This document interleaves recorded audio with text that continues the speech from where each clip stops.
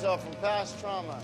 Women were not only women who went through with an abortion, as opposed to women who took the child to term, were 650% more likely to self-unalive, on top of the fact that they showed more risk-averse behavior. They were more antisocial behavior. Their symptoms of PTSD from their trauma lasted substantially longer. We're talking years, decades longer for them to actually recover from the things that they did. If we actually are going to have a discussion about the long-term well-being of women in the course of whether or not they should be able to be treated, and we're looking up for the well-being of them who have been SA'd, children or adult women regardless, the evidence is astronomically clear. And this was a quantitative and a qualitative study combined. He's in charge of quantitative and qualitative analysis.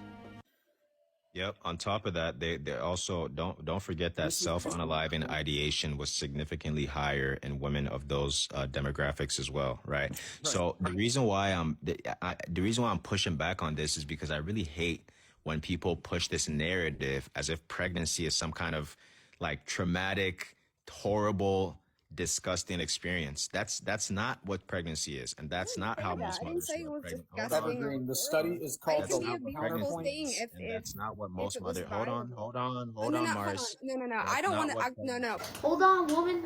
Stop speaking over me. That's not what pregnancy is. And that's not what most mothers characterize their pregnancy to be. I don't know why you're talking over me, right? So don't come up here and start characterizing pregnancy as if it's some traumatic event that mothers are going through. That's absolutely false. And you have zero data to back that up. So you have no proof.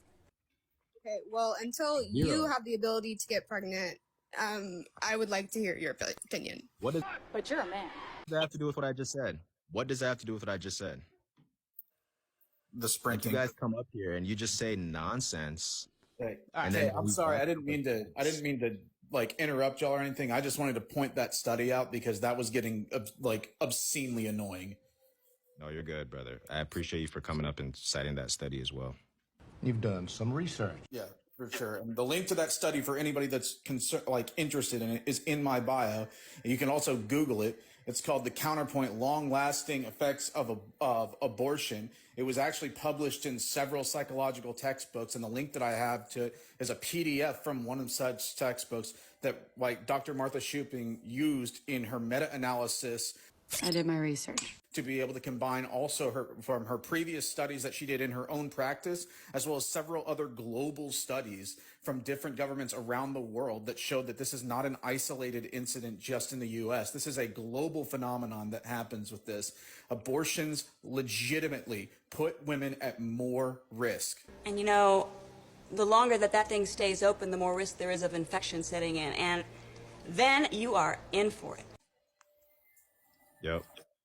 Not pregnancy, abortion. And we're not denying that some women have traumatic experiences in pregnancy. Nobody's denying that. So you're not denying it? No.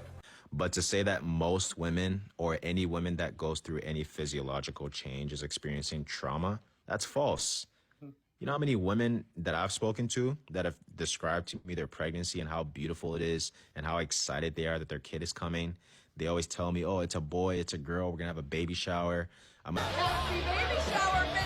gonna buy him all these boy things and I'm gonna get some formula. Like, Thank you, I've never once in my life encountered a mother describing her pregnancy in this deep, dark, gloomy manner, as if it's like some horrible experience that she's going through. Never once. They're most likely, especially if the result has been from some level of like domestic abuse, or if it's from an SA event, they're more suffering over the SA event. And the idea that we should be treating like mental health with the ordained right or legal privilege to being able to unalive your child as some method of using that as like a scapegoat to the actual trauma is so it's medieval, it's barbaric, and it is actually not effective, like empirically proven not effective to have any positive effect on the psychological health of women.